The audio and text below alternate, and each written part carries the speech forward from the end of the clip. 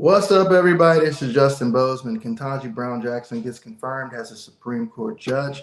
Are Black people now going to finally get what they've been asking for when it comes to a Supreme Court judge? And the next question I have to ask is, do Black people benefit from other Blacks being in leadership? This is all coming up and more on the Theolitical Podcast. Normally, I have an intro, but I don't have my intro because I don't have my setup. So I'm kind of not as amped up as I would like to be. But if you're looking at what is the title of this show, this is about Kentanji Brown Jackson. Basically, my title is Kentanji Brown Jackson being confirmed is a tragedy for Black America. I'm going to say that again, and I'm the only guy who's going to say this. Kentanji Brown Jackson being confirmed is a tragedy for Black America. Why do I say this? Let's go all the way back. I would like to go all the way back to the beginning. And let me give the first quick synopsis biography of the first ever Black Supreme Court Judge, Thurgood Marshall. One of the interesting things about Thurgood Marshall, when I read up on his biography, and I was able to read some of his speeches and read some of his lectures that he gave at colleges or interviews he gave or people who he talked about, is he talked about how he had a love of the Constitution. He was made to read the Constitution when he was a child due to, it was really supposed to be for a punishment, but it turns out he grew to have a love for the Constitution. But one thing that he realized and he recognized is that in the Constitution, even though it was made, the words when it was made, even though it was a great document, he said it didn't include Blacks and women at the time. And he said that he believed that the Constitution was a perfect document in terms of what it gave in terms of governance, but he said it was only perfect because of the fact that it had to sort itself out by being amended. 13th, 14th, 15th Amendments, the 19th Amendment that gave women the right to vote. And so he held these beliefs very solidly in his political career. As a matter of fact, I think I might want to read some quotes because, you know, this is what we do here on the Theolitical Podcast. And I usually don't do this, but I'm going to read just some real quick quotes from Thurgood Marshall from what it was that he said, because I believe that the exact phrase that he gave was that the Constitution was defective from start. It was defective from the start. And he gave this, and a lot of people were kind of surprised and shocked by this, because he said that the true miracle was not the birth of the Constitution, but its life. And he said that in 1787, the framers left out a majority of Americans when they wrote the phrase, "We the people." So he has a less reverential view about the Constitution. That kind of, at the time, that kind of made some people worried when he was talking about this. But if you look at the actual cases that he had to preside over and the summaries that he had to write out for the judgments and whatnot, you can see that he does have a love for the Constitution, but also he is a person who's going to follow the Constitution, in spite of the fact that he could admit that there was a flaw in it not including Blacks and women for the first Constitution. He even said it took the Civil War and it took 3 constitutional amendments to abolish slavery, and a 4th one to add the right for women to vote. And now he gave this address in San Francisco, I believe. But here's what he said. He said, I do not believe that the meaning of the Constitution was forever fixed at the Philadelphia Convention, nor do I find the wisdom, foresight, and sense of justice exhibited by the framers particularly profound. Now, what's interesting to me is he then goes on to talk about how several members of the Constitutional Convention talked about their objections to slavery, but they eventually consented to a document which laid a foundation for the tragic events that were to follow.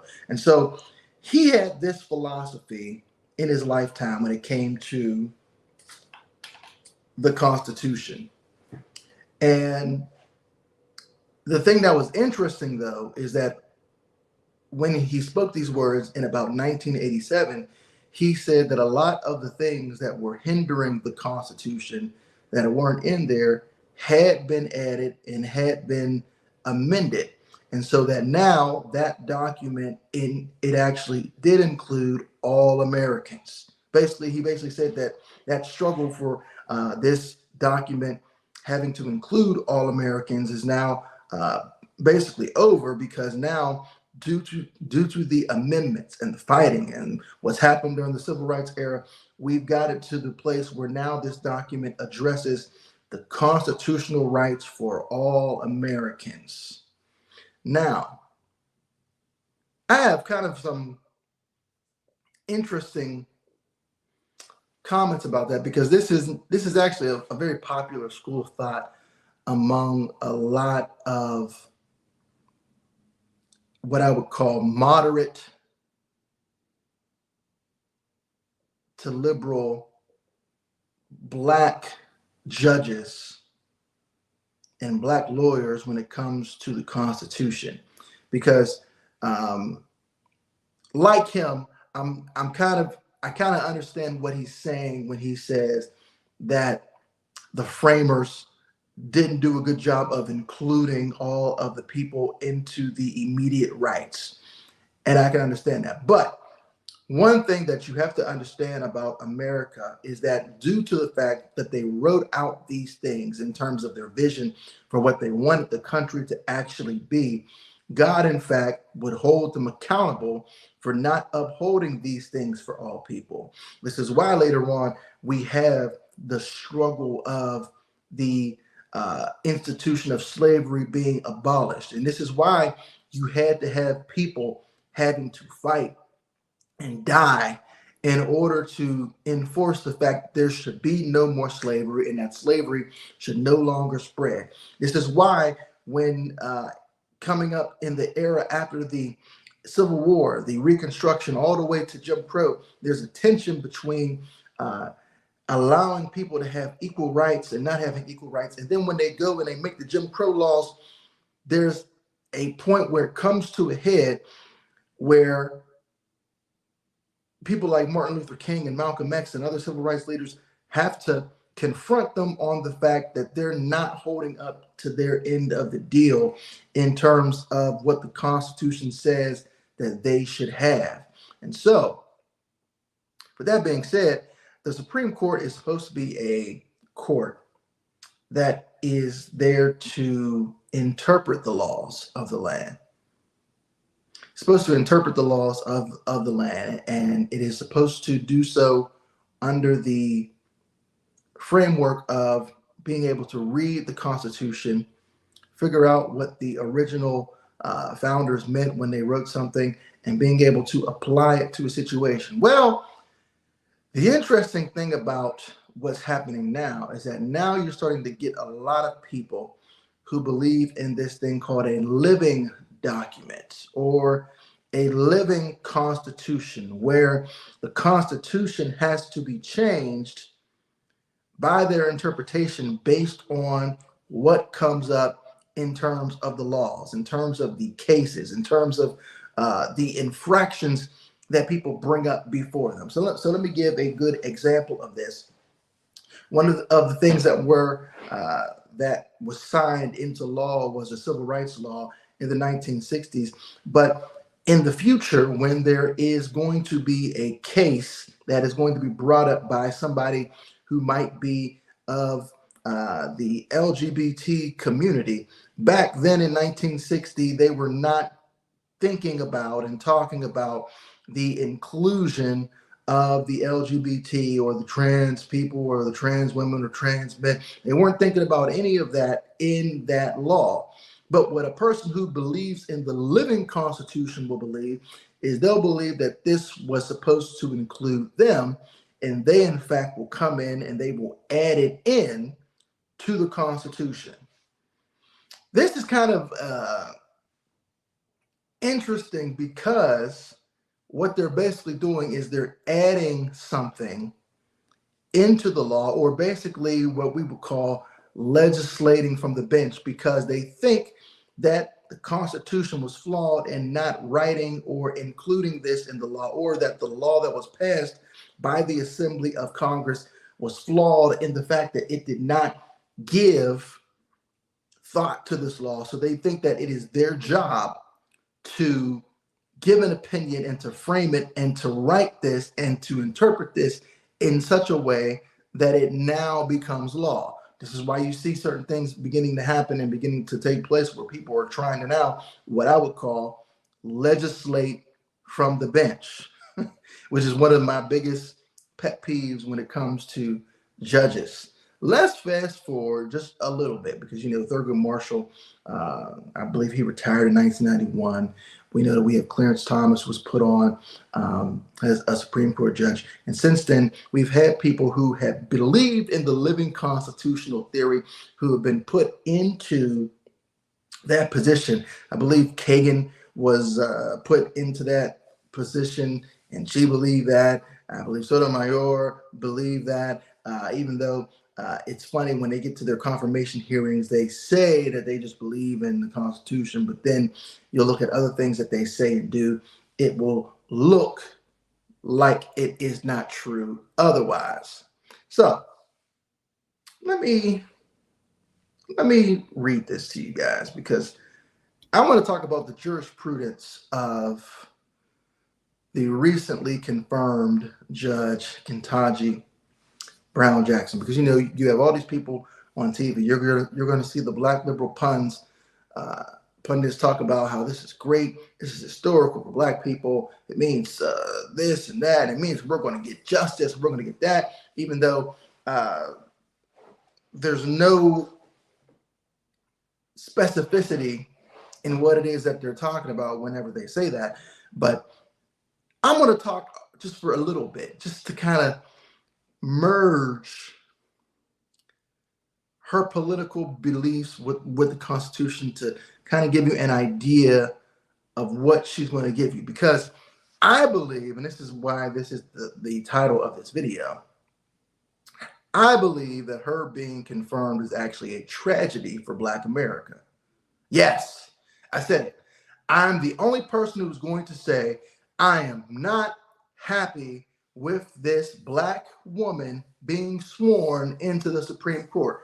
I do not look at it as a happy occasion.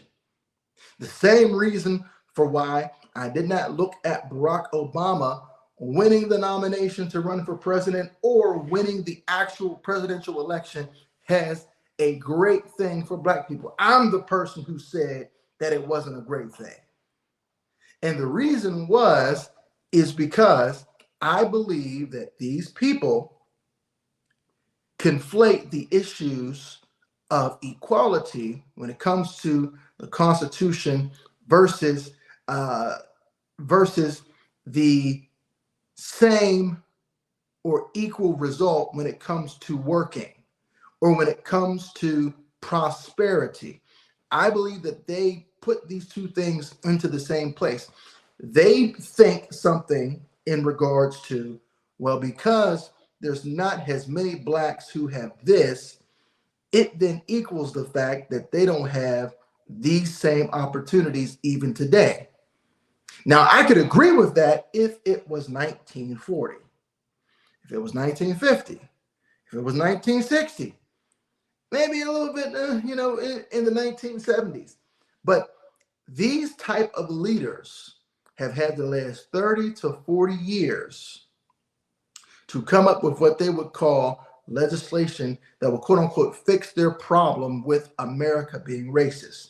We know that Barack Obama at his speech in 2008 said that the Martin Luther King generation had taken black people 90% of the way there, and we only had to go the other 10%. So then the question is what is the other 10%?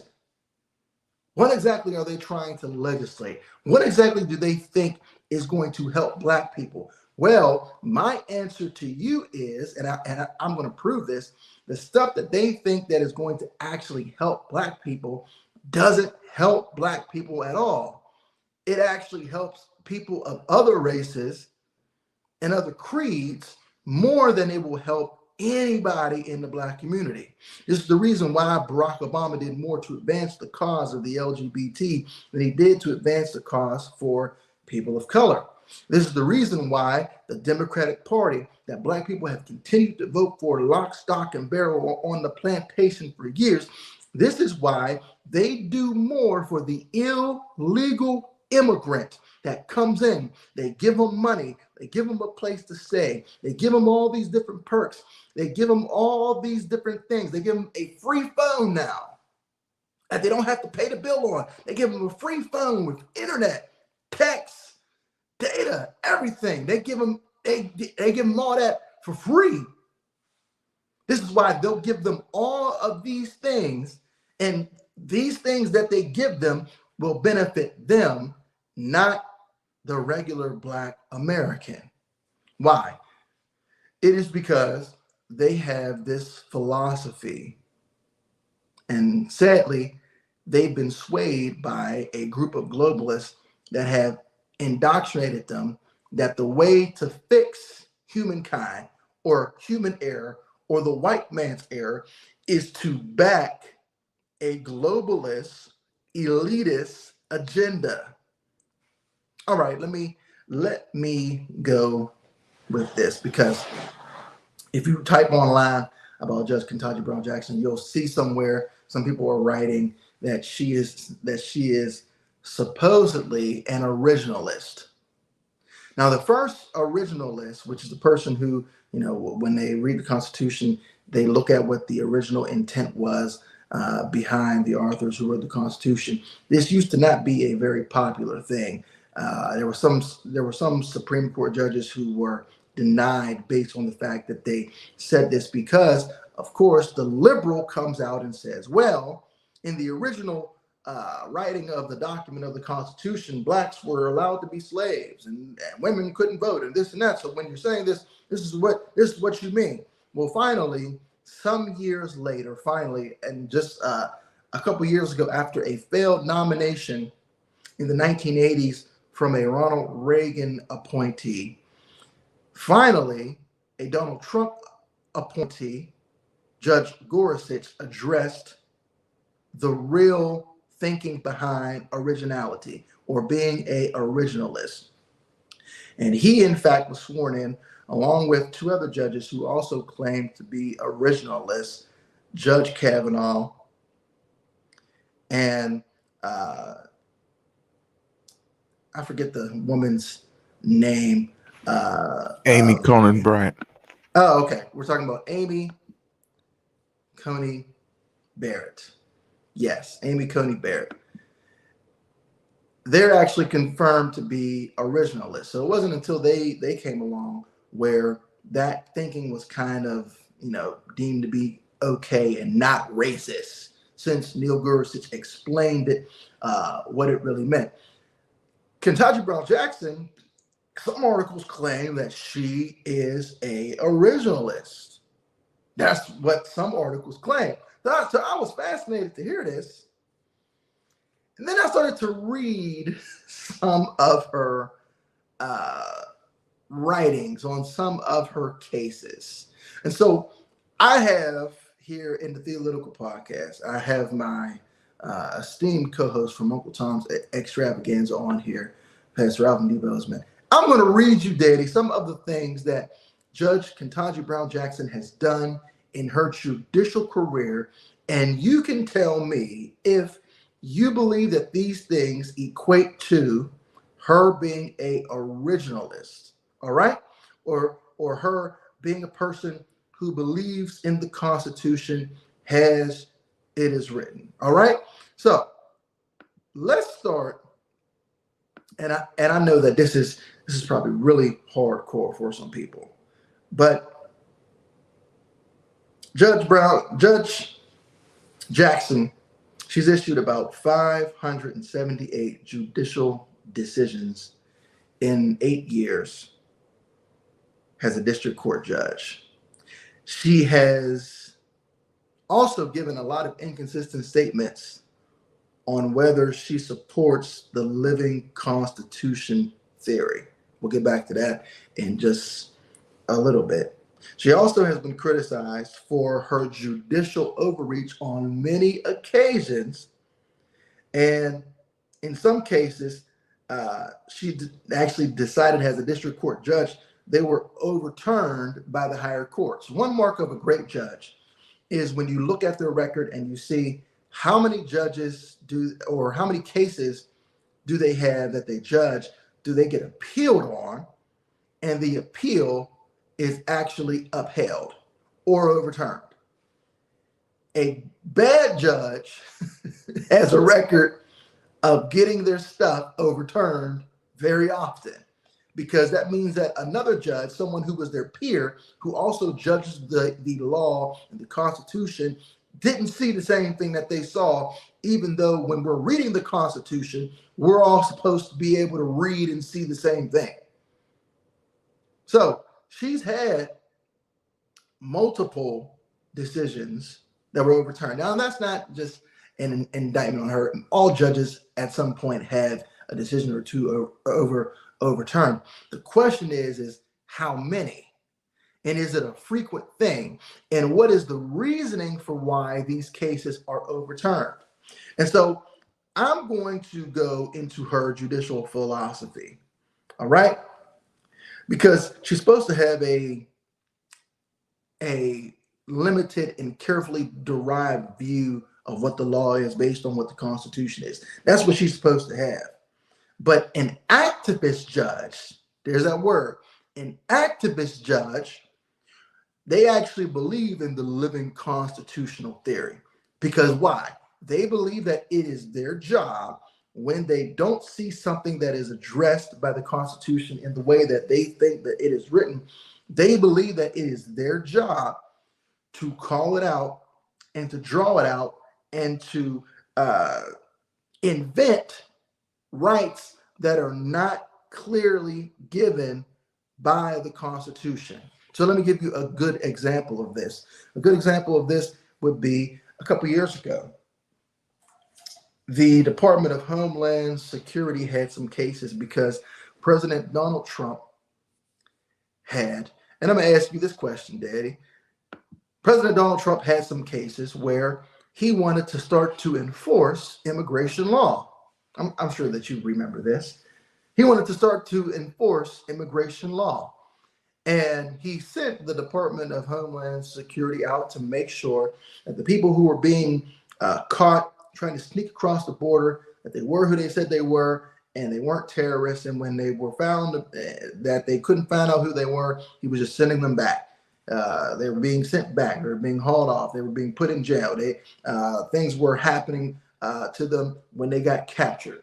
Well, one of the things that happened in Trump's administration that people don't want to talk about still is there were some judges who stopped Donald Trump from closing the borders. They said, in fact, that constitutional rights apply even to non-citizens when they're entering into the country. Do you remember this, Daddy? I do remember it, and they were interpreting the law incorrectly. Yes. So you see that as an example of an activist judge who's adding rights to the Constitution that clearly aren't there. Why is this a problem? These are all liberal judges, of course. Yes.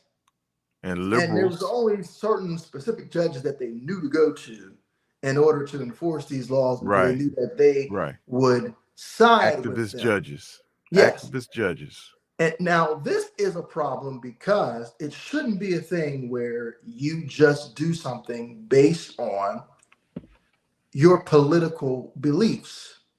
Your political beliefs should not have really any influence on your judging of the Constitution or of the constitutional rights or of the writings of the laws of Congress.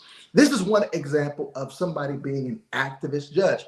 Well, Judge Kentanji Brown Jackson is one of the people who sided with the people who were suing because she believed that the Department of Homeland Security was overreaching and violating people's constitutional rights. Keeping in mind, people who are illegal immigrants don't have constitutional rights. There you go. Why is this a problem? Because what they're doing is they're basically legislating them into being citizens, bypassing Congress, which is supposed to make the laws of the land. This is a big deal because if you can bypass Congress in terms of making the laws of the land, then there's a whole bunch of stuff that you don't need votes for. There's a whole bunch of stuff that you can get through and get into law that representatives who the people actually elect to speak on their behalf, they don't get a chance to actually say, nah, you shouldn't do this, or no, this shouldn't happen. That's what this present administration is doing. The bottom line, if people don't understand this, I'm going to give you an example. If the president of the United States, as soon as he gets into office, flings open the border, he immediately violated his oath of office, which he swore to protect and defend the sovereignty of this nation. And I think what we see, and people often accuse me of of being a conspiracy theorist and all of that we're seeing our nation being led down the path of socialism. We are in the greatest war, in the greatest battles that we've ever known on this earth right now, spiritually, mentally, and people, because they're not looking at the big picture. Because let's look at the big picture on Miss Jackson. We know for a fact that there's a man by the name of George Soros who is, in fact, he's paying for these district attorney, these prosecutors, I don't know, prosecutors or whatever in these big cities, LA, New York. Mm-hmm. And what's strange to me is that a lot of these people are Black people. And all of these people have the same ideology. Isn't that funny? Soft on crime. Let the prisoner out. Don't give there's a suggested sentence that a prisoner or the person does that, and they're letting these people out. And this is a concentrated effort from somebody on the outside trying again to destroy this nation from the inside out. And I believe, and I don't have any proof of this, but I believe that she's one of these judges. She's radical.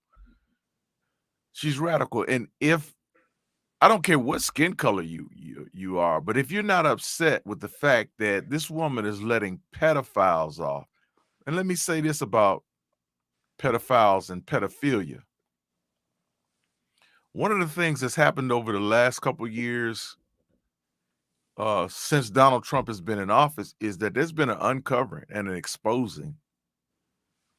And it just didn't start with Jeffrey Epstein, but we're seeing how entwined and entangled these elites are involved in their pedophilia. So doesn't that make you think something about putting a woman on the Supreme Court that's not giving pedophiles their just due? She's literally letting them off and making excuses about it. So people should be up in arms. I mean, to me, it's really a shame. It's really shameful that it doesn't matter what color you are. It's really shameful for people to celebrate this woman being put on the Supreme Court. I could take it further. Because please do. Take it a step further. Because please do. During her confirmation hearing, when she had to become a circuit judge, well, first, whenever she became a district judge, they asked her if she supported the living constitution theory. She gave inconsistent statements then. So right there for me, I don't like when a judge doesn't have a strong stance on what they say that they believe. Then when she was asked again by Ted Cruz when she was becoming a circuit court judge, she said that she didn't have any philosophy when it came to having a philosophy that guides her approach to making decisions. And then she said that she didn't have any cases that required her to develop a view on constitutional interpretation of the text in a way that the Supreme Court has to do.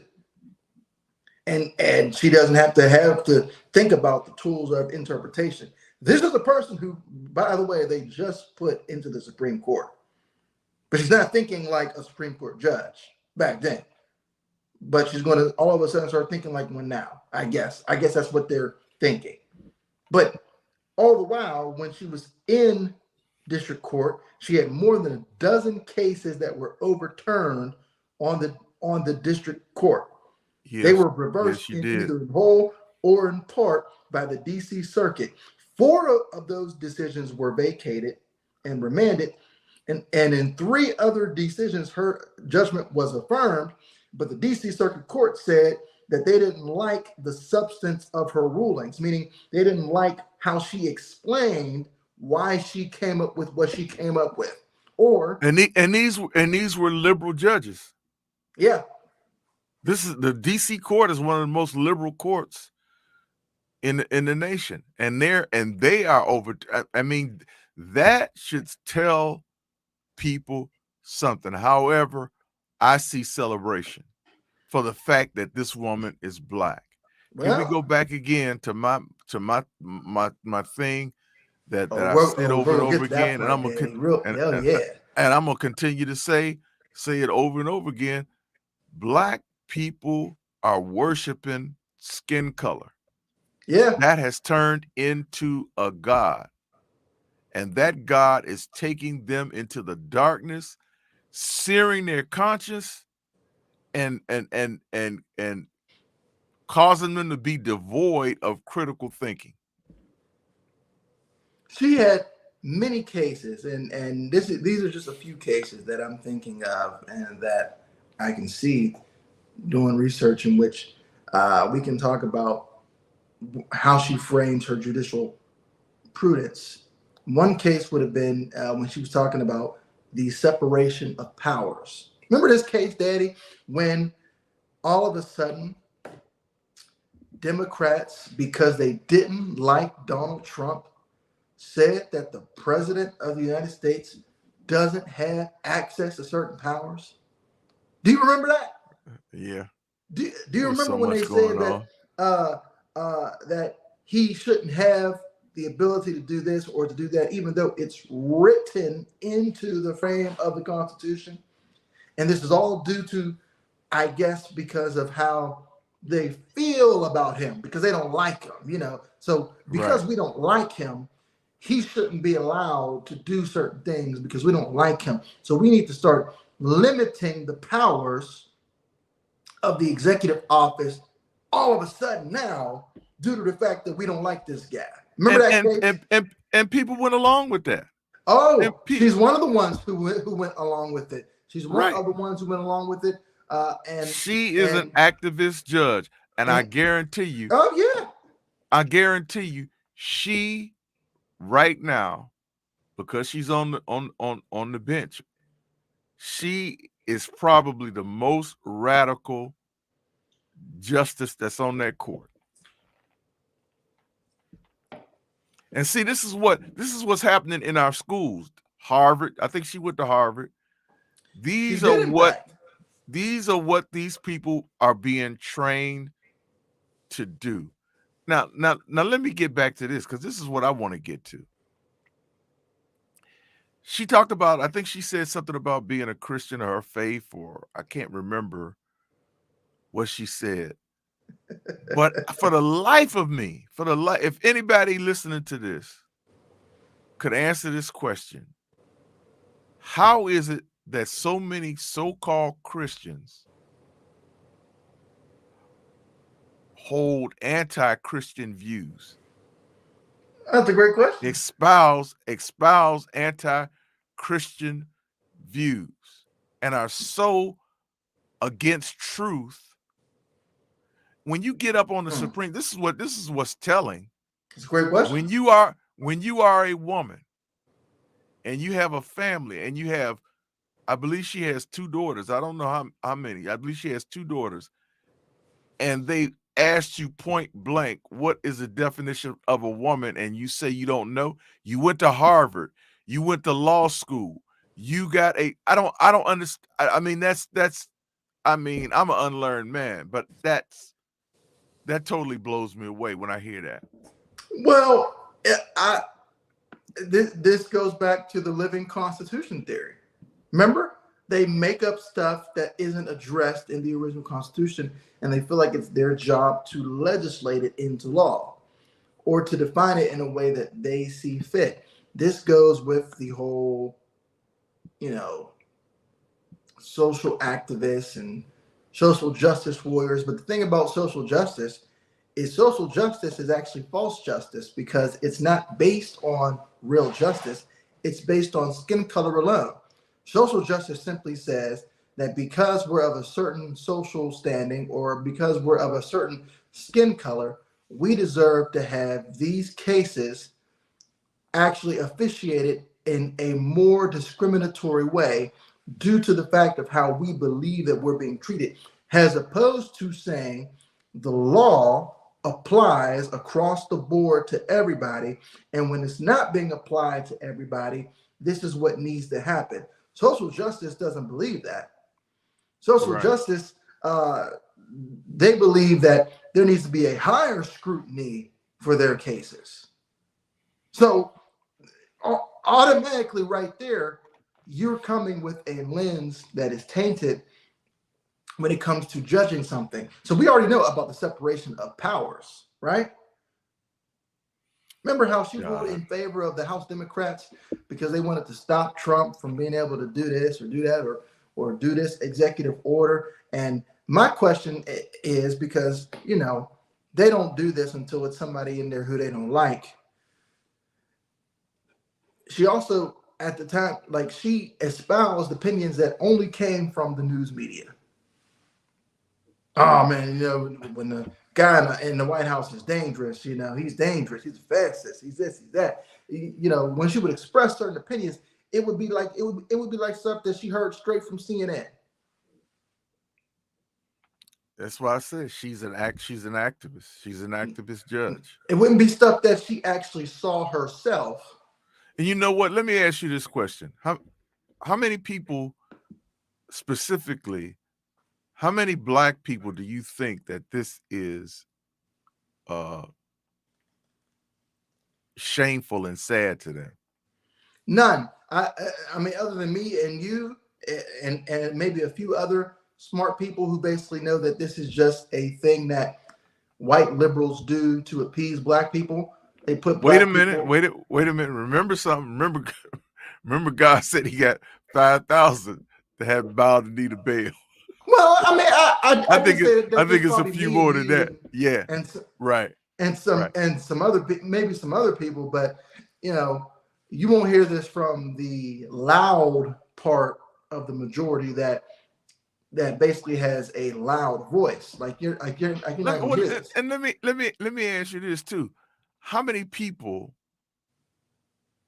whether black or white, knows this is wrong but won't say anything? Will Well, just go along. that's the problem. The white liberal can't say anything about it being wrong because they bought into the whole social justice myth. They bought into the whole thing that black people are victims and helpless and can't do anything in this country and are held down and oppressed. And so it's our job, because we're guilty white people, to give them stuff, even if we have to cut corners and violate our own process that we went through legislatively, which says not to discriminate. We have to do that just to make sure that they get ahead. Because we don't believe that black people can win on their own, we have to make sure that we make them win.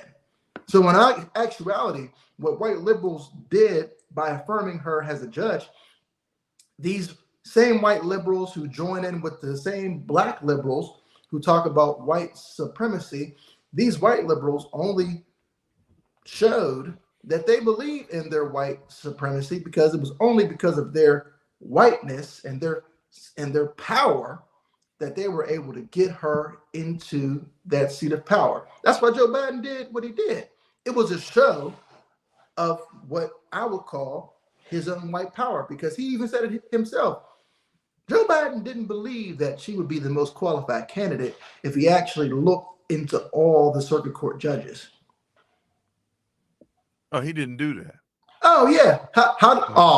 Justin, you're just making this up. How do you know that? I know this because at the very beginning, he disqualified 95% of the circuit court judges who were qualified to be on a Supreme Court by saying, I'm just going to pick a black woman. Black woman. Mm-hmm. That's what he said. He didn't say, I'm going to pick the most qualified judge to take that position. He could have even came out and said, I'm going to pick the judge that most closely mirrors my beliefs, because, you know, Joe Biden also believes in the living constitution theory. And Why he said that on many. Why do you think this man, occasions.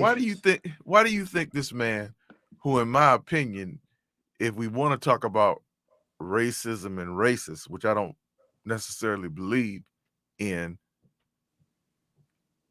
his history is, and black people don't look at his history. They'll demonize Donald Trump, but when it comes to, if you really look at this man's history, he was horrendous. He was a friend of a KKK Grand Wizard or whatever he was. He introduced the 93 or 95 crime bill. He did. Black people just, yeah, they just let him off the hook. Yeah. And so when I see him doing this stuff, if I were to believe in racism and racist stuff, I would say this is one of the racist things that I've ever seen in my life. You coming up and the black people, you know, he's sitting up, he's talking, I'm watching it coming out of his mouth, where, you know, they can't get judges, they can't get lawyers and stuff. So this is why we have to do this voting rights thing. They can't get IDs. Yeah, they can't do this.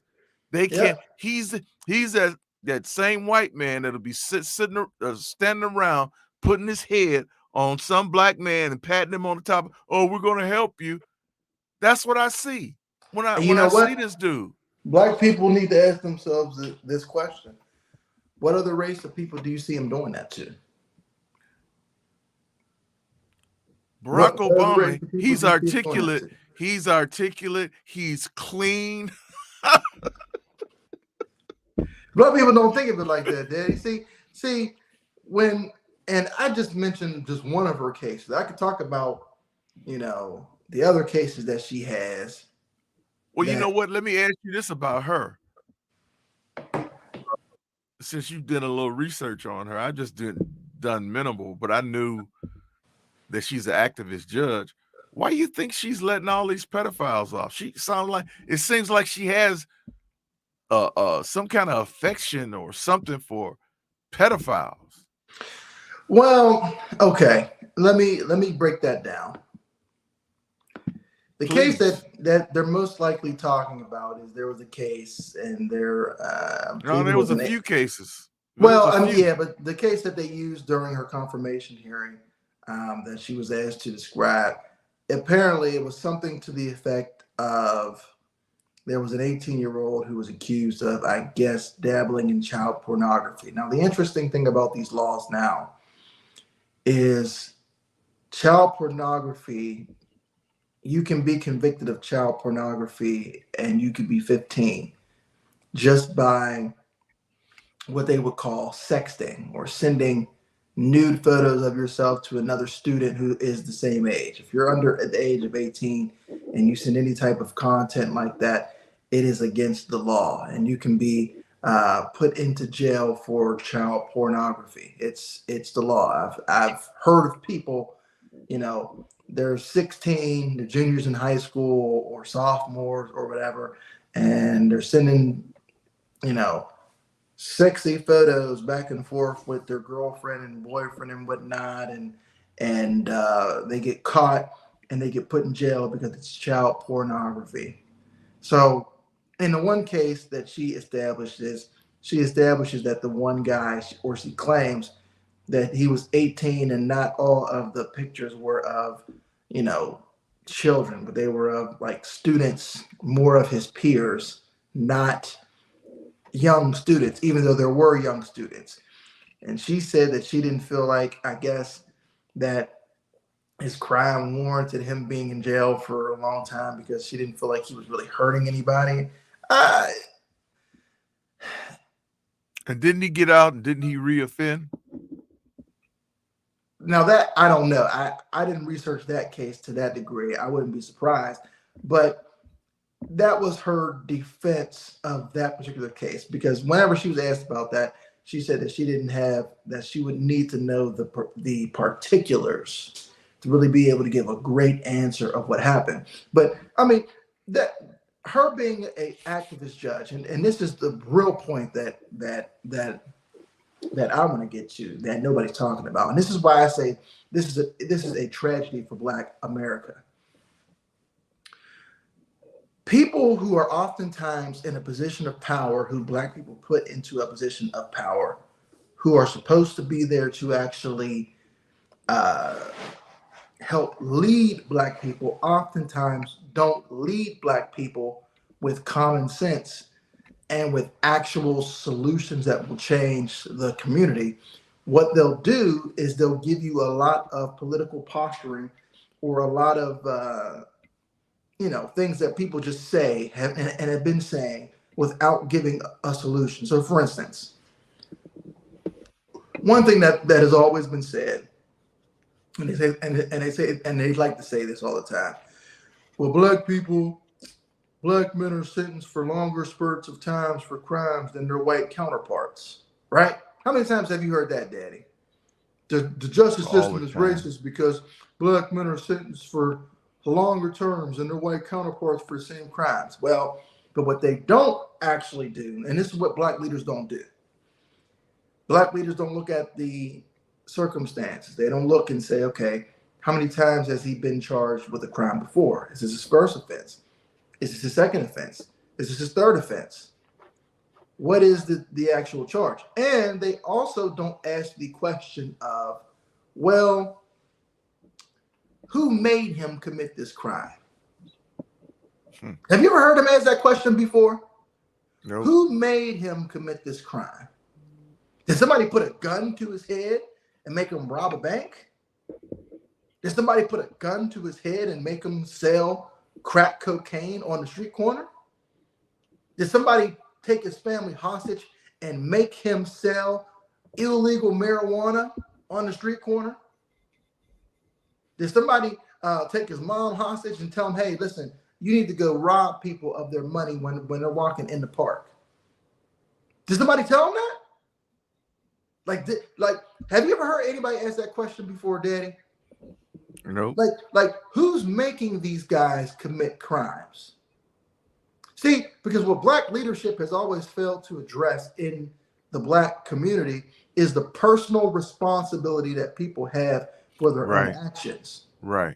Yes, there are people who grow up in bad circumstances, who grow up in poverty, who grow up in places where there's crime and there's drugs and there's shooting. But listen, it is still a choice to And partake in all of nobody's these holding them things. accountable. Nobody's Nobody's holding them holding them accountable. accountable. But And you'll then when get they do it, look at George Floyd, a thug. you'll get the Let's white put it, liberal on his and side. you see what they did. It's interesting to me. Think about this. It's interesting to me that they raised that man up as a martyr, and I'm not saying that he should have died and all the above. I'm saying that black people will rally around a thug, a drug addict, and everything. Go so far as to martyr this man, put his pictures on buildings. The one building that they put his picture on, lightning, I think it was like a clear day, and lightning struck that building, struck the side of that building and basically destroyed that mural. I think that's saying a whole lot. That It's is like saying a lot. it's like how are people actually processing and think? It's like what and I'm gonna tell you what I see when it comes to the black community at large. Uh, one of the biggest issues that I see is ignorance, and I don't want people to think that I'm just that I'm just saying what I see. I see ignorance, and I see ignorance being perpetrated over. I see ignorance actually destroying a group of people because they allow themselves to be ignorant. The root word of ignorant is to ignore. And that's the big one. The other one, no accountability. Zero No accountability. zero accountabilities, no father. Destroying themselves. Abortion, highest rate in the black community. Just, out of control. Everybody's having sex. Nobody wants to be accountable. So when something happens, just go ahead and get rid of the baby. Homosexuality and same sex. And these things are destroying the black community. And and in this season, I'm saying, like, where are the pastors? What are I'm actually They don't care. no, They I'm haven't been seeing programmed to care, Daddy. listen, I'm seeing pastors celebrating Kentanji Brown They haven't been Jackson. they've been programmed like that. I They see haven't been pastors programmed to really care about the I black see community in the pastors way that they should. celebrating Joe Biden. Of course they are. I don't know why you're surprised. See, here's the thing, and this is why I asked the question at the very beginning. Black people we always get this thing where whenever somebody gets put in leadership, like, oh, surely it's going to change. But here's the problem that black people have been lied to about, and they don't want to believe this, but you'll hear this only here on the Theolitical Podcast. But listen, here's the deal.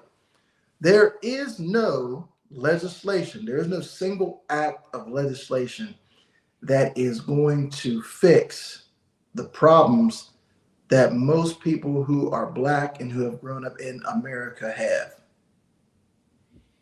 There's no single piece of legislation. The answer has never been in legislation.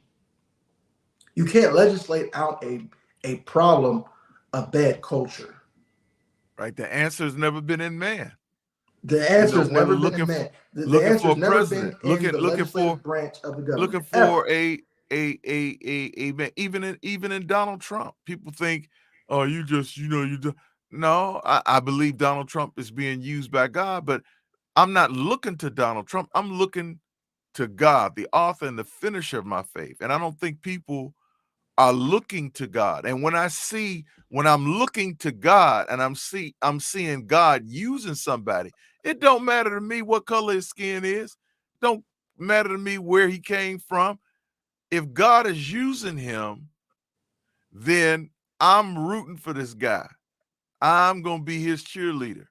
See, but instead, I'm hearing, how they can don't get that. how do I get the how can you vote for Trump, or how can you be a Trump supporter? This is what I'm getting, and I'm like, how can I not? How can I You know not? what? And that's from pastors. But you know That's from what though? pastors. Here's the thing, What? and I talked about this on the video earlier or late last night, and I mentioned the fact that you always talk about the porters. The porter's job is to make sure people who aren't supposed to be there don't get in. They open the doors, they close the doors, they make sure that stuff is guarded, right? Now that Black people haven't been paying attention, now when this stuff starts to happen, and it's going to happen, when you have a judge who specifically is appointed by a man who doesn't believe that Black people can achieve based on their own merits, they have to be helped by the white man. Yes. When you have that man putting that person into a position of power, also for the specific purpose of legalizing the most anti-Christ, most pro-LGBTQ agenda since Obama. That is the reason why she's been put into that seat, to try to set up and put up the votes so that in the future, when there is a quote civil rights case involving the transgender swimmer, she can go back and say the civil rights law of the 1960s applies to the transgender swimmers and the transgender soccer players and the transgender MMA fighters. She's going to say this. This is what she's going to say. And guess what? You, the dumb American who's celebrating right now her getting put into office, guess what? When the boys start playing with your daughters on their high school soccer team, you can't say anything. Talk about Why? Because you celebrated a person who's made that intention clear when they could not define what a man and a woman is. Joe Biden has been planning this for years. And the only reason why she's put up there is she's put up there to make you, the dumb Black American who only looks at skin color and doesn't look at actual effective solutions to problems. She's put up there to appease you so that in 2022, when I guess it's supposed to be the midterm vote, I guess they're not going to rig it this time. You go vote for the Democrats the same way that you've been voting for the Democrats 95% of the time, even though they don't give anything to you, the Black American.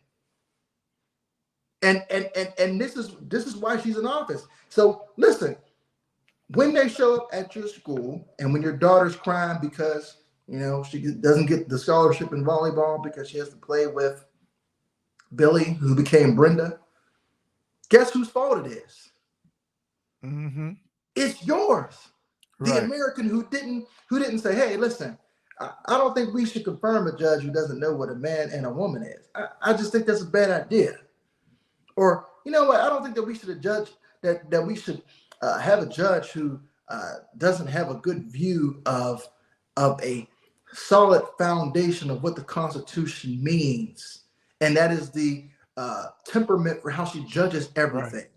Because a judge that doesn't know when life begins. She doesn't know when life begins. See, and you would think that a person, and this is a whole nother thing. I know people are going to get real mad when I say this. Oh, make them mad. They're already mad. But hey, I don't care. I'm me. You'll see these same Black people, these same Black women and the matriarchs and these liberal Black men who have been hoodwinked celebrating this first Black judge. Meanwhile, she married to a white man. She couldn't wait to make sure that her kids weren't Black. I ain't gonna mess with that. Now listen, I don't mind if somebody marries somebody, right? But for the pro-blacks who are all celebrating, oh, this is great for us. This is fantastic. This is a black woman she was never involved in the quote unquote struggle of poverty in the hood. Her parents are well known. I think they're professors and they're teachers and well educated. She grew up in a pretty good environment. I mean, hey, she was able to get into Harvard and go to Harvard. Well, that's the same thing. She identifies with quote unquote what these pro-black people would call black struggle. Right. Same thing with Barack Obama, and people celebrate it. They don't care. But here's the thing: they'll let these people. This is what they do.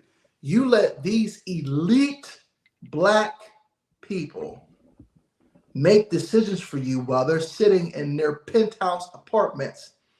You'll let them sit there and tell you that you can't do something because you're black, there's a white man that's going to come against you. Meanwhile, she's going to bed with the white man every night.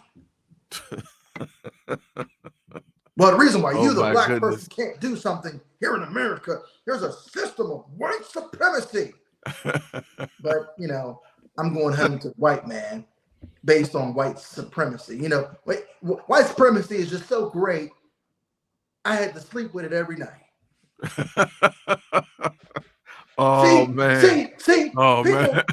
People don't like this type of stuff, and it's cool. Listen, I know people are gonna give me the thumbs down, but I'm just saying this is who they put into a position of power, and this is proof for me. And this is what I'm saying: black leadership has failed the black community when blacks have put them into those positions.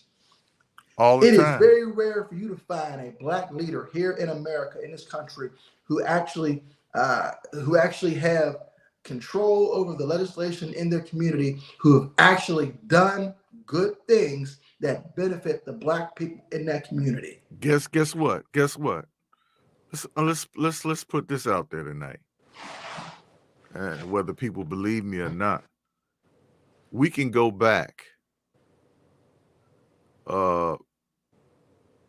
Slavery, right after slavery, and just about every black person that's so-called held up today as a so-called hero, they had somebody white behind them pushing them to do the stuff that they did. They were. It wasn't like they just came up out of nowhere.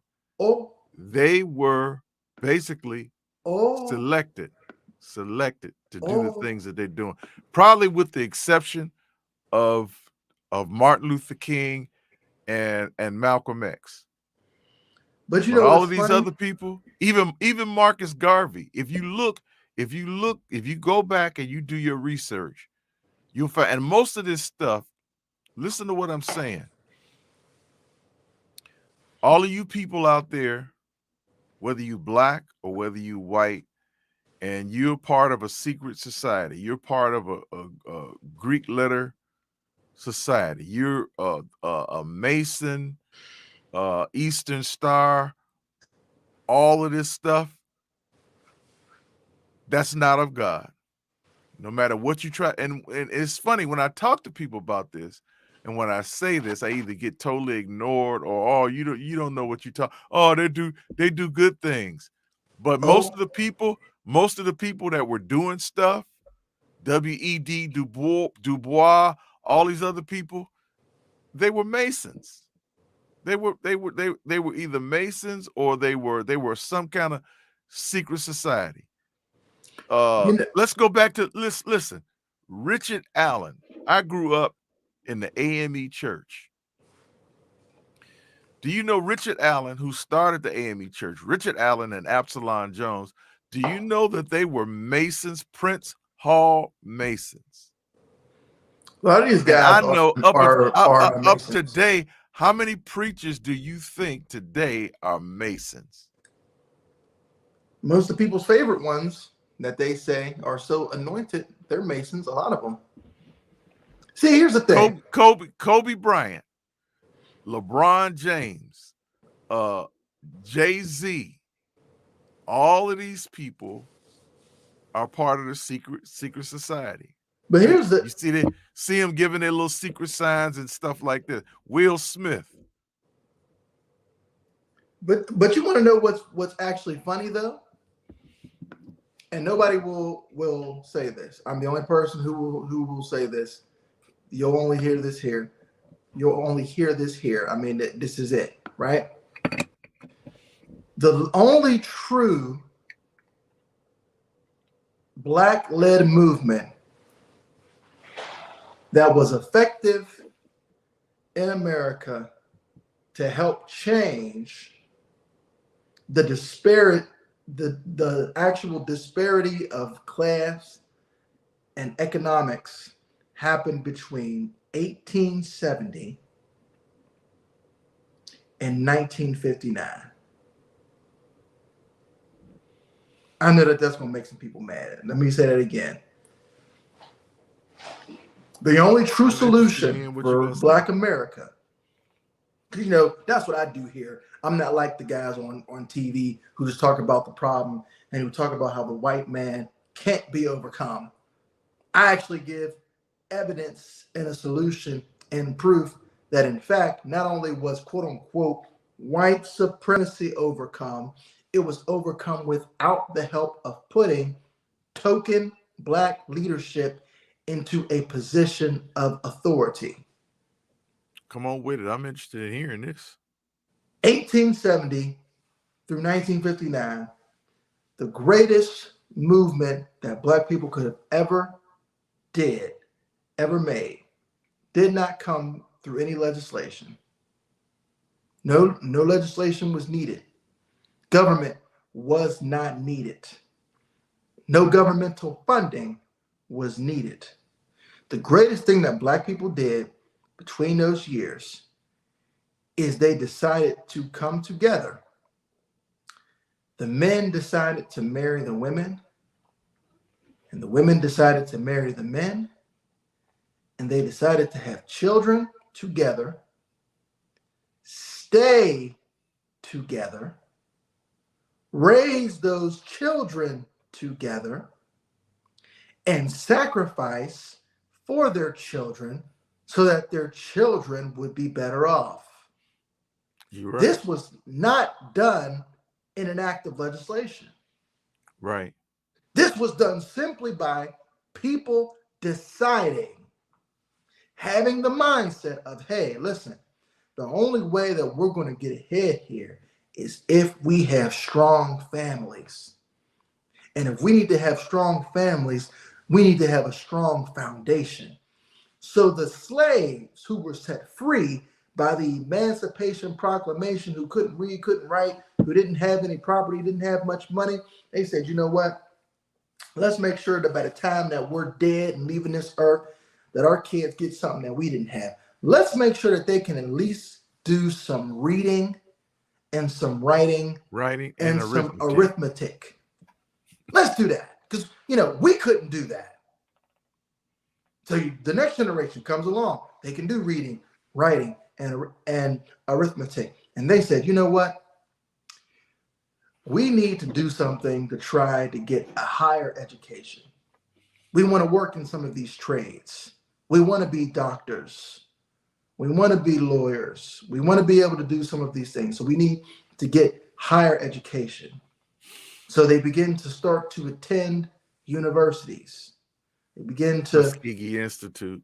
They begin to make universities. They begin to go to universities to get a higher education. Then the next generation comes along. They're building. They said, all right. Establishing their own communities. And they establishing their own businesses. Yep. Let's make sure that we have our own stores. Let's make our own general store. Let's make our own shoe store. Let me have my own shoe shining shop here. Let me open up my own barber shop here. Well, I'm a farmer. Let me make up my own farmer's market over here. Black businesses, Black people went to Black businesses, about 90, 95% of the time. Well, they basically had to, because back then it was everything was segregated. And here's the funny thing.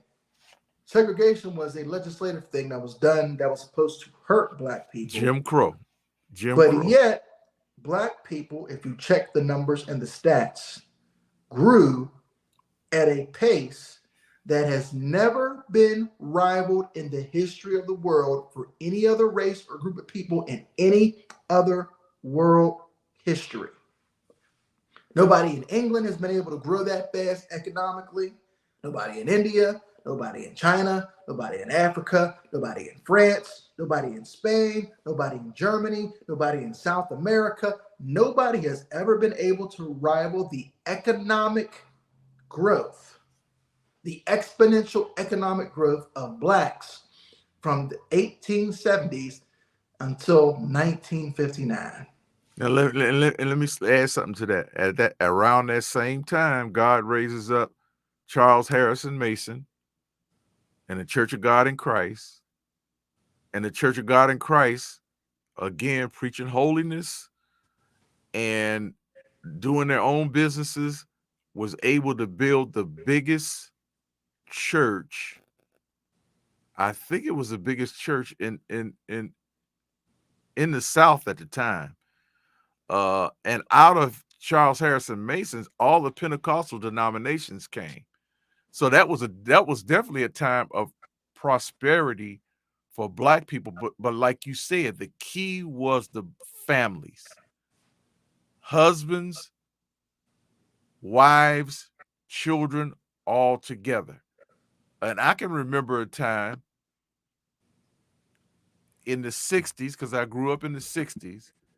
Most of the time in the 60s, friends and families in the blocks that we live on, even 60s, even into the 70s, there was the husband and the father. And then in mid 70s, 80s, everything started falling apart. But you're absolutely right. You're absolutely correct. Now let me ask you something, and this is something that people don't want to talk about. Because there were families and the family structure was so strong, that was a mindset and a choice that people had to stay together. Even if there were marriages that people didn't like being in, guess what they did? They stayed together. For the sake of their children, because they realized that even if I'm in a bad marriage with a husband that I don't want to be with, or with a wife that I don't want to be with, it's better for my kids that they grew up with us both in the house. Even if you quote unquote would have what we would call a dysfunctional house with a man and a woman, it is better to be in that house than to grow up without knowing who your father is. Now, some people don't believe that. Right. But the statistics don't lie, because generational wealth, if we're talking about wealth can only be obtained and passed on through the family. How many people, let me ask you a question. And this is why black people are where they are.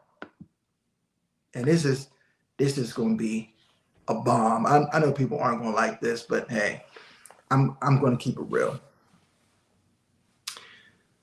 Feminism has told Black America, and more specifically the Black woman, that it's better to be without the Black man and to go and do for yourself.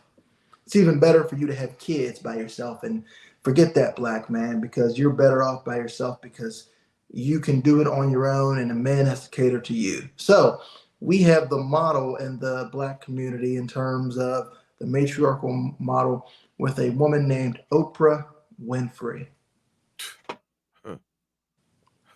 Now, when Oprah Winfrey passes away, where does all her wealth go to?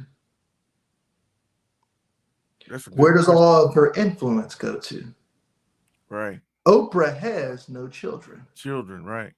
Oprah didn't have a husband that she had children with, that when she died, she could say, hey, listen, my son or my daughter, they're going to be running this, they're going to be running that, they're going to continue this empire, and we're going to continue to hire Black people and do this. Where does all that money go? Right. She might have a living will where she might give it to, she might give some of it to Gail and some of her kids maybe, but that's not a legacy. Black people in this country are consistently angry at the system for not giving them legacy. And legacy is not given by legislation, it's given by sacrifice. Okay, say that. Say that, sir. Say that. Say that. So I'm going to say it again. Legacy is not given by legislation, it is given by sacrifice. The only way that you have legacy, generational wealth, is because somebody before you decided to sacrifice. And they decided to sacrifice, and they decided to pass on what they did in their lifetime, which was the fruit of their sacrifice, to you. This is how people begin to build and get better. This is the reason why within 2 or 3 generations, Caribbean blacks, African blacks, Asians, Indians can come over to this country and go from being in the low middle class to the top 10%. That's why you see so many Indians who are doctors. That's why you see so many people who come over here who are Arabs. They come over and they own businesses, and their children become lawyers and doctors as well, and tech people. Why? Because they understand how to sacrifice so that generational wealth can happen. But here's the problem. In the Black community, we're taught through bad culture that legacy is not important. The reason why we're taught legacy is not important is because we're taught in the Black community that fathers don't matter. I know this is messing some people up. I know some people are getting mad because no, but you speaking exactly to the problem. And there's an excuse that they're going to give. They're going to say that the white man caused us not to have fathers. Right. But I say it's not the white man. I say it's bad choices. I was just getting ready to say that. Choices are long-lasting and life-changing. And the choices that people have made cause them to be in the positions that they are in today. It almost like, to me, it looks like with, family members that I know, it's almost like there's no expectation for marriage as far as the younger kids are concerned. I don't understand that. Well, I do understand. I understand that the thing now is that the enemy has talked people into just shacking up, cohabitating together. No commit. The big thing that's missing is commitment. No commitment.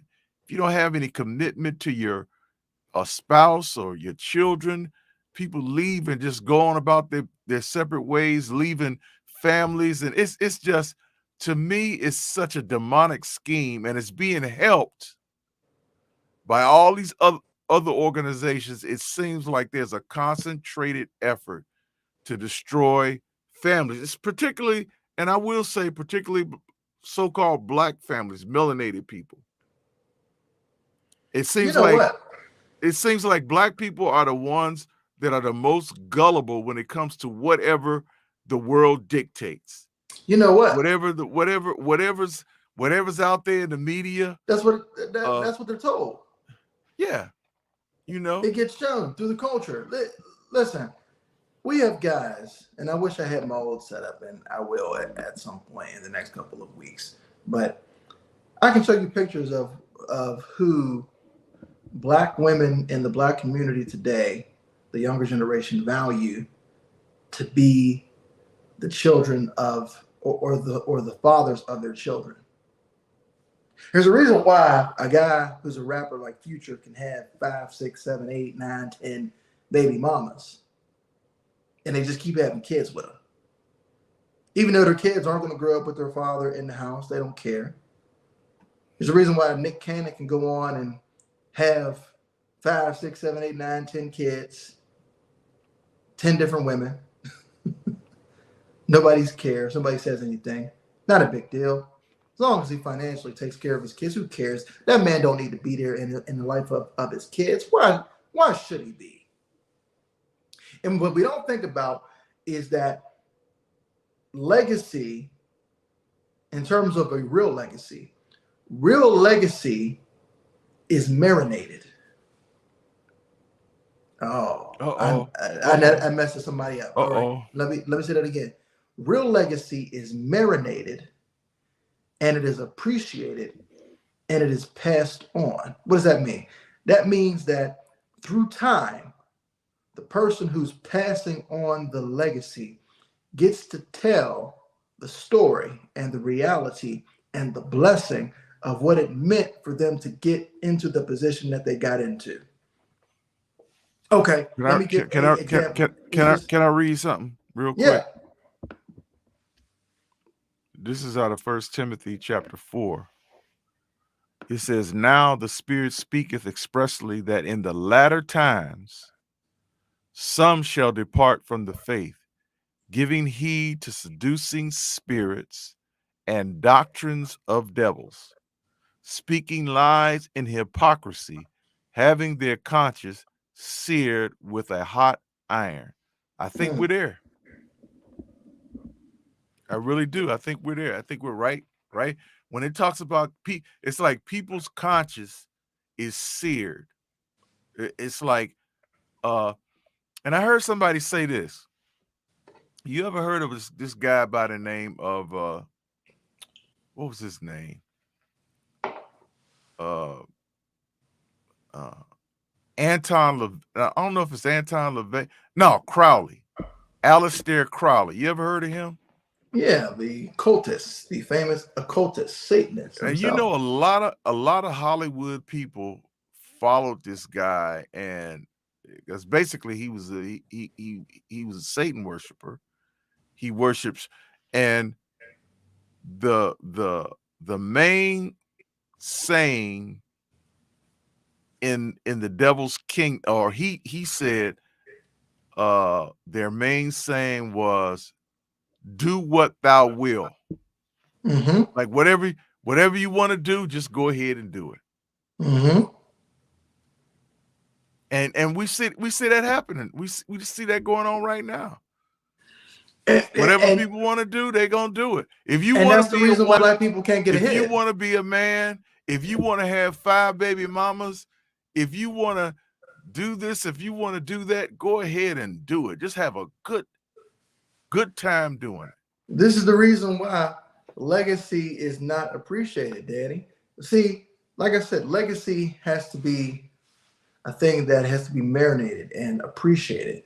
Somebody like, and you know, this is the Theolitical Podcast. So now we've talked politics. I'm gonna get into some theology, and we talk about this all the time. But every good father that you see in the Bible had a chance at some point to marinate or to share his experience of what it took for him to get where he was at, and pass on. Here's the most important thing: pass on a blessing and a direction for the next generation. One of the greatest Bible verses that you can read is at the end of Genesis, when Israel gets to go and he gets to bless his sons and he gets to prophesy their destinies.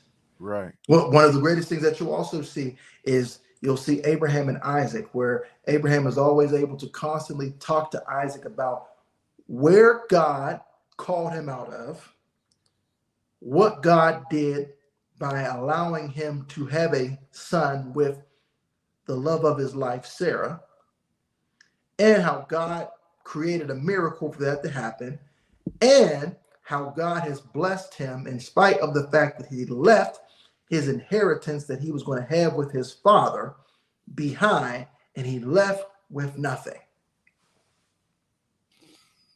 Abraham shares that experience with Isaac, and then Isaac has his own experiences, and he's able to share these experiences with his sons, Jacob and Esau. So much so to the point to where one of them decides that I'm going to cheat the other one out because I want the birthright. Because I've heard about what my father's talked about and what he's been able to build through God. And I want to be the continuation of what God is doing through him. So I'll cheat and I'll steal for it. And so he valued the destiny and vision and the foundation that his father built, and he wanted to build on it. So he goes and he tricks and does all this other stuff, and then he has to go through a life where he's running from his brother, and finally God comes and he says, I'm going to be with you the same way that I was there for your fathers. I'm going to make sure that I bless you the same way that I blessed them if you do this, if you follow me. What was he doing? He was following legacy. He was following legacy. Children who don't have fathers, and they can't have fathers in that type of relationship to share with them legacy, don't get the importance of vision. Especially young men. They don't get the importance of vision. Come on, preacher. And when there's no men who have vision, the Bible says that where there is no vision, the people perish. So imagine this. You have a community of black men who don't have vision because vision hasn't been shown how to be gotten from the father or continued from the father. And they got vision. They got vision though. They got vision. I mean, just put a die in front of that. Die vision. That's what they got.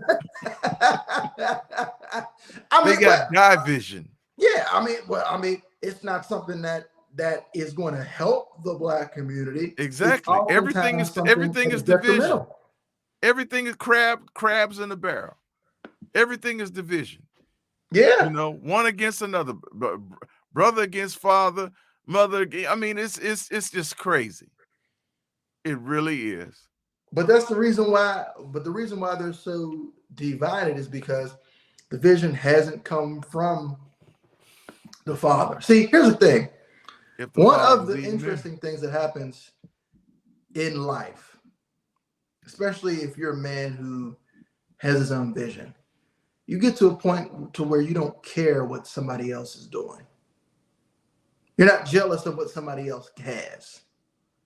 You're not thinking about what somebody else has. Why? Because your own purpose, your own destiny, your own mission, your own assignment, your own legacy is more important than what somebody else is doing. So you don't have time to be jealous or to go after what somebody else is doing. Why? Because you're worried about your own thing. But there are so many people who don't have this. So when they see somebody else who does have it, it makes them mad. This is why you see so many. This is why I think, Daddy, and this is me. This is why so many black people are on the social justice train, because they're angry that they don't have a legacy. You ain't lying about that. That's true. The people who grew up in families that built and generationally built and got ahead and got beyond where they were, and the blacks who were able to go out and they were able to become lawyers and start businesses and be successful in life, they're not angry. Right. They're not sitting around angry at the white man because they've been given vision and purpose and they've been living in it. But when other people see that they don't have something and you do, it makes them angry. This is why so many black people are so angry, because there's been since the 1960s and 1970s such a lack of fathers and a lack of direction and a lack of vision. And they've been told, black people have been told, that the vision needs to come from the government. The vision needs to come from legislation. The vision needs to come from people who you vote for. The vision needs to come from these people who say that they have the answers government, and they're going to legislate you into prosperity. Right. It needs to come from the government. And that's where our dependency is. And it's been whatever the Democrats tell us. That's exactly why they are how they are. So that's why I say, and I've said it in my opening, whenever we ask a question, it's just going to help blacks. Blacks are like, oh, this is good for us and blah, blah, blah. And this is why I say it doesn't matter. Because then I go and I'm going to take it a step further. And this is my last point that I said in my opening. When you look at black leadership and when black leadership has been put into a position of power, very, rarely do they help the black people who they are supposed to have under their constituency in power. You look at all these cities. You look at Chicago, Illinois. You look at Detroit, Michigan. You look at Baltimore, Maryland. You look at Flint, Michigan. You look at all these different cities that are run by black people. Their legislators are black. Mayor's black. All these people are black in a position of power. But yet, very rarely do you see the prosperity of that city change under black leadership. Why? Because the problem isn't legislative. Come on. And they don't know. Here's the problem. They try to legislate out the problem. But the problem has never been legislation. The problem has always been they don't foundationally do what it takes to build their own wealth generationally. They just don't do it. And they don't promote what it would take to do it. See, that would mean getting rid of, and this is why people get mad at me. I'm going to put the camera on me, and these are my final thoughts. This is why people don't want to get rid of Section 8 housing. People don't want to get rid of food stamps. People don't want to get rid of all these programs and free stuff and free this and free that. And when you have more kids, you get more this and more money this and more money that. They don't want to get rid of all that stuff because why? Because that would mean that there would be something to do that they don't want to do. That would mean that you'd have to rely on the man to go make money to provide. That would mean that you grew up with children in a house where they see a man providing. And we all know that that's the biblical order, right? God forbid we actually see a man doing what he's supposed to do when he's providing for his children. God forbid we actually see that. God forbid we actually see a man who actually can direct his children and actually love his wife in front of his children. Why? Because that would change some things. See, when you get rid of Section 8, you get rid of the food stamps, and you make the woman have to go back to her man that she had the kids with and rely on that man, you'd be surprised at how many problems could have been worked out. You'd be surprised at how many relationship stuff that they mad about just don't matter no more because they get to a point where they say, you know what? We need you to pay these bills. All this other stuff we can work out. We need to do this for our children. See, people don't have that mindset. There's been this biggest lie that the pursuit of happiness is the most important thing in the life of an individual, when it actually is not, in fact, the pursuit of happiness that is the most important thing in the life of an individual. It, in fact, is the pursuit of fulfillment, which only comes in fulfillment of purpose. When people are put out of their purpose, they will never get to a place where they're fully fulfilled and satisfied. And chasing happiness will always lead to the things that we see in our communities: alcoholism, drug-addicted people, fatherless homes, addictions, all other types of stuff. And this is why the black community is where it is, because they refuse to address these problems. And they don't know that there is no legislation that will ever change it. Those are my final thoughts, Daddy. What are yours? My final thoughts are this. I really want to give God the praise, the honor, and the glory, because as you were talking about that, I was reminded of the father that I had. By no means was my dad a perfect man, but one of the things that I saw him consistent at was that he was a provider. He went to work every day. He came home. He made sure that we had what we needed to the best of his ability. And he might not have been the most pleasant person to be around sometimes. But I think that sometimes, I personally might have taken that for granted. But as you said that, I just really think about him And the fact that I had that image in my mind and in my head in front of me, all the time. I mean, my mother and father had their issues and might have had their breakups, but they came back together. But I realized a long time ago how important that was. And as a result of that, I made it, you know, I made it, like it was like when I have a family, I'm gonna be there for them. And I laugh with you and your sister, and when I tell y'all this all the time, I say you're never gonna be able to tell anybody that your father wasn't there for you.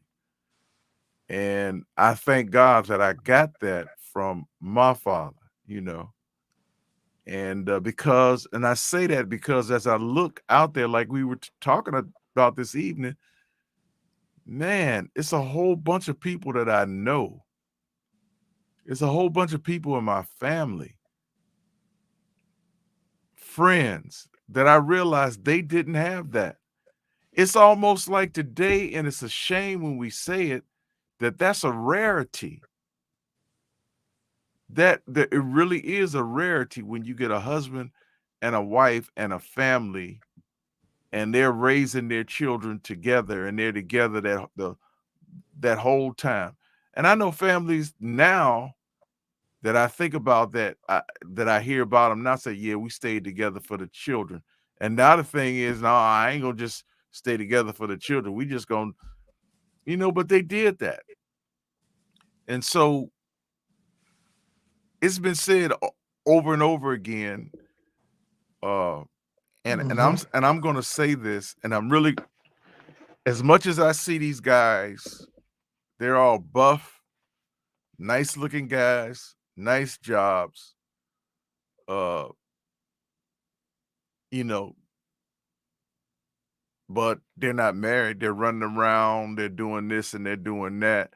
And I'm looking at it, and I'm saying to myself over and over again, I'm thinking this and I'm trying not to go there, but it's like a lot of black men are cowards. And when I say that, I don't say that from the aspect of, because you could say that and they're like, well, you think I'm a coward, I can come beat you down, all that stuff. But I'm not talking about the power. Most people focus on the power that they have in their muscles and things like that, but they don't focus on the power of love and the power of commitment and the power of a husband loving his wife, the wife loving her husband, and them both loving their children. That's power. And he might not be the baddest dude. We focus on being the baddest dude on the block and the dude with the most women and all of this stuff and the most money and the most toys and all of that stuff. What about that man that don't have a whole lot of money? He's working a 9 to 5, but he's taking care of his family.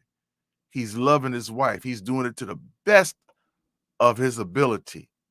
Those are the real men who are fearless. Fearless. These other dudes out here, cowards.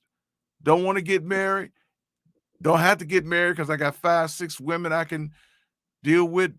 Don't want to be a father to your children. Your children rarely see you. You're a coward. You're a coward. You in the church, but do you really love God? Pastors, do you really love God? You got women on the side. You doing all of this. You got the looks. You got the outward appearance. But we know that God he doesn't look on the outward appearance, but he looks at the heart. And man, what I see, it really hurts to see where our society is going. But we're going to do everything that we can do. I say to myself, at my age, I got a little bit of wisdom, but I'm finding out young men don't want to talk to you. They don't want to talk to you because they already know it all. But I remember one of the things about me when I was growing up as a kid, I used to love to get around those old guys and just listen to them talk. and listen to their stories and things like that. But today, like I said, these men are cowards. And I can understand it. If you've been raised in a single parent home, all you had, somebody, they don't know how to be a man. They don't really know how to be a man. They might know how to be a player. They may know how to be a pimp, a pusher, a thug, but they don't know how to be real, honest to God men. And that's what we're suffering from in our society. And it's not just a black thing anymore. It really isn't. So I'm glad that we had this conversation. I don't know how many people out there have heard this, but I really wish that they would. My heart goes out to these young boys and even these young men who are looking for fulfillment and not finding it in anything. And I would say this to you: the fulfillment that you're looking for can only be found in the Lord Jesus Christ. He created you, and he created you with a purpose. And the only way your life is going to be fulfilled is when you find out why he created you and what he created you for. And the real joy and real fulfillment comes in is when you're walking in that fulfillment. I'm doing what God called me to do right now. My son is doing what God is calling him to do right now. That brings us it doesn't matter how many people that we have. It doesn't matter that we don't have a big audience. It doesn't matter if they shadow ban us or whatever. We just being obedient to what God told us to do. And we're going to continue to do that. And I just thank God. I thank God every day and every morning for my family, who I get the opportunity to speak into their lives. My son, my daughter, my grandkids. I get the opportunity to speak into their lives. And so I could go on, but I'm not. I just wish, if it's one person out there, two people out there that really like the program, tell somebody, give us a thumbs up, tell us what you like, tell us what you don't like. If you dispute something, you could go ahead, because we are not afraid to engage people. When people come and tell me things that they don't like, it's funny because when I invite them on the program, they don't want to come. So, but we endeavor to speak truth and be instant in season and out of season with it. And this is something that we're going to continue to do, because it's something that God has called us to do. And we just believe that we're doing what God has called us to do. So, Lord, I thank you for the opportunity. That's it. Well, this has been another special edition of the Theolitical Podcast. And I'm Justin Bozeman. I want to thank my guest, Pastor Alvin D. Bozeman, for coming on this show. Normally, he doesn't have to come on unless it's Uncle Tom's extravaganza. But I haven't done a full long episode of the Theolitical Podcast in quite a while, so I said I would do one. And like I said, this is the only place that you're going to hear these takes and hear these views. But can't nobody now say that I didn't tell you so, because I told you so on this date in 2022 what was going to happen. So this is Justin Bozeman for the Theolitical Podcast, and until next time, everybody,